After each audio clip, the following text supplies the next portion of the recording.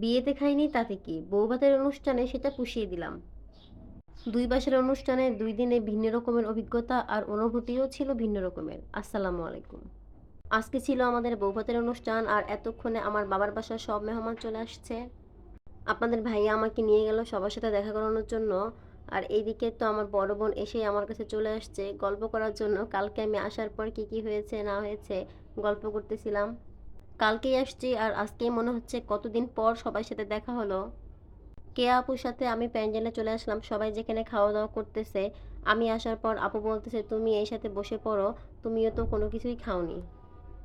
সত্যি কথা বলতে সব কিছু মিলিয়ে এত প্রেশার লাগতেছিল যে গত 3 দিনে আমি কোনো ভাত মুখে দেইনি। ফল টল পানি এগুলো খেয়েছিলাম। এখানে খাবারের অনেক আইটেমই ছিল, চিংড়ি মাছ, ইলিশ মাছ, কাবাব, রোস্ট, চিকেন ফ্রাই, গরুর মাংস, খাসির মাংস। আমি আসলে মাংস দিয়েই শুরু করলাম। আমার আসলে বিয়েবাড়ির গরুর মাংস অনেক বেশি পছন্দ আর খাবারগুলোও অনেক মজার ছিল। বাট ওইভাবে খেতে পারতেছিলাম না, নিজের বিয়ে তো তাই হয়তো। আমি তো তাও একটু খেয়েছি, বাট আপনাদের ভাইয়া সে কিন্তু একদমই কিছুই মুখে দেয়নি। নিজের বিয়েতে আসলে ওইভাবে কিছুই খাওয়া যায় না, বিয়ে আসলে অন্যেরটা খেতেই বেশি মজা। যাই হোক, শেষ পাতে একটু দই না খেলে তো হয় না, তাই একটা দই নিয়েও বসে পড়লাম। খাওয়া দাওয়ার পর্ব তো শেষ, বাট বিয়ে বাড়িতে যা হয় আর কি, সবাই শুধু ছবি তোলার সুযোগ খুঁজে।